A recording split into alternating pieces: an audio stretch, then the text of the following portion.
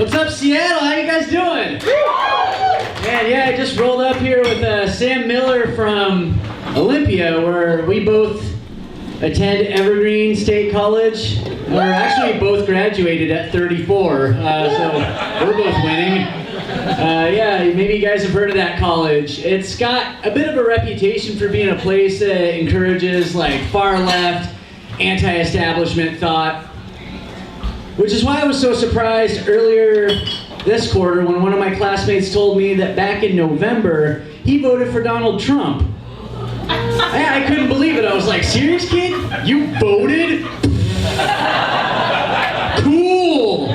Did you go bowling with my dad afterwards and talk about lawnmowers, you fucking dork? I don't know, college is fun. I learned new words. I learned this term, relative poverty. Now, this is not when your cousins are poor. It means like, it's this term sociologists use, and it describes how people figure out how rich or poor they are, not based on some objective economic standard, but they figure it out just in relation to the people around them. Like how a kid in Beverly Hills might think he's poor because he drives a Mercedes, but his friend has a Ferrari. And I was like, oh yeah, I can relate to that. I get that, because when I was a kid growing up in Lacey, and there were 7 of us crammed like sardines into a 2-bedroom duplex, a half a mile downwind from the Ostrom's mushroom farm. But my cousins lived in a trailer park immediately adjacent to that same mushroom farm. So whenever I'd go over there to get babysat, I was Little Lord fucking Fauntleroy, man. I was like, at our house, we usually get cut up hot dogs and our mac and cheese. Maybe one day your father will quit smoking meth and you can live in a structure with a board foundation. Tra-la-la-la. What else are they going to talk about? All right, iPhones, and how they're also notepads you can write your jokes on. And they're also 4,000 other things, which all the sci-fi imaginations in Hollywood missed in the 80s and 90s. Like, the farthest they could imagine phone technology would progress back then was like, yeah, one day, while you're talking to the person, you'll also be able to see them. Like, and that was just how they all did it, like on Free Jack or Back to the Future or Total Recall. It was how they did it every time. So I just assumed that once that technology became available, that would be our default way of talking. And it's been on my phone for fucking years, and I don't know anyone who uses it. They're just like, I don't even fucking talk anymore. Just send me a text. Like, I don't want to hear you smack your gums and clear your throat. Like, why the fuck would I want to look at your boogers and your cold sores while I'm finding out what to bring to your barbecue? Shit's gross. I also don't like that they called it FaceTime. It's like, yeah, I get it. You're looking at someone's face in real time, but FaceTime is already an expression. That's what I've been calling eating pussy since I was 14. That's why I still can't get used to it whenever my mom asks me to FaceTime with her. She's like, come on, son, let's FaceTime. And I'm like, no, stop. She's like, FaceTime with me. I want to see my grandson. I'm like, Mom, I'm going to cut my dick off and you're not going to have any more grandbabies. But, yeah, I don't know. I don't care much for technology. I was actually having a conversation with someone yesterday about just what an absurd, horrific nightmare that technology makes of the world and life on it.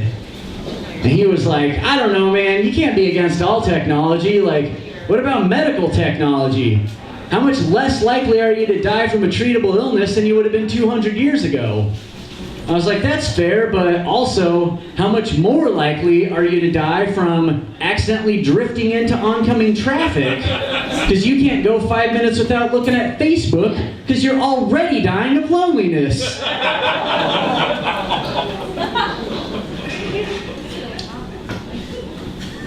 Speaking of dying of loneliness, in what West Coast city does jolly old Saint Nick like to go lurking around public parks at night, looking to have anonymous gay sex in the bushes? Santa Cruz.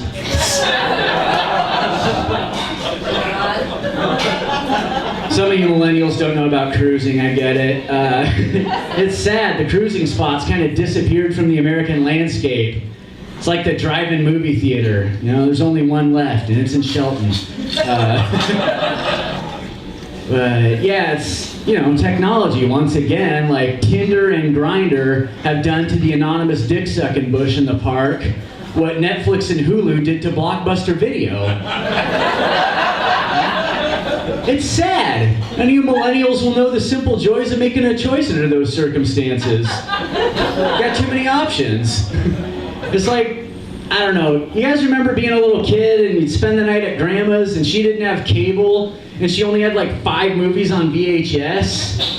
And you're like, fucking Bye-Bye Birdie, Mary Poppins, it's gonna be a long...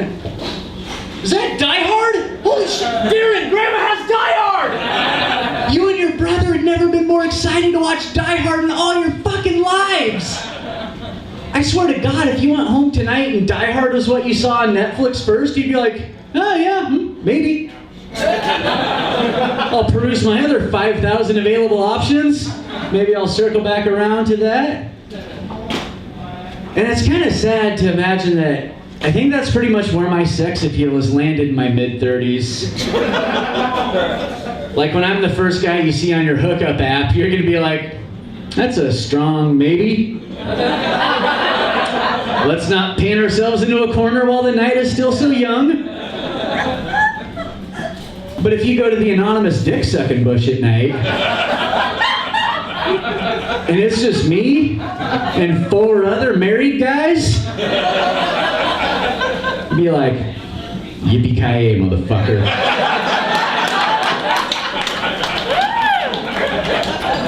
I don't know, man. Yeah, that internet sex economy, that one's kind of weird. I was thinking about that when I was trying to study economics, and I was just like, I don't know, as far as fucking on the internet, it just seems like the supply side of the market is just way too saturated with dick. And there's just not enough like mouths and asses and cunts and hands to absorb it all on the demand side. Which is why dick's value has just been plummeting in free fall since like 2006. It's like if it was a currency, it'd be a peso, you know? Like, I think 700 dicks gets you $1. I haven't checked the exchange rate in a while, but it's not looking good, you know? And I first got a sense of this a few years back because my wife and I, we're sex perverts, and sometimes we like to have sex when it's just more than the 2 of us, you know? Like a menage, something or other. Which, you can do that with a friend. You can have a mutual friend come fuck the both of you. And sometimes it doesn't get weird, but sometimes it does get weird. You're gambling. You're basically saying, I would like to wager one friendship that I can eat 2 butts in one sitting and no one will have their feelings hurt. Or you can hedge your bet and just go to Craigslist, which we did, you know. And the first time we did it, we were like, you know, queer kinky couple looking for a guy to come over and have sex with us. And within the first hour, we had over 100 responses from interested guys. And the next time, my wife was like, ooh, this time let's do it with a lady. And I was like, I like your style, kid. And we put up a similar ad on the same page, and within 1 hour, we had 0 responses. After 2 hours, we had 0 responses. 24 hours later, we had 3 responses from interested guys. It's like, hey, I said you're looking for a lady. I'm a dude, how about me? Yeah, you're just going for it, huh, bro? It's like, man, I'd love to see some of these ambitious young go-getters looking for work on the internet, you know? It's like, hey, I seen your ad. It says you're looking to hire a landscaper. You need someone to come by and do some yard work for you. Listen, I don't know anything about landscaping, but I am a licensed certified journeyman welder. Fully bonded. I I own my own truck and all my own tools, and I'd love to come by and fuck you and your wife. Thanks, guys. I've been Ryan Bunnell. You guys have a good day.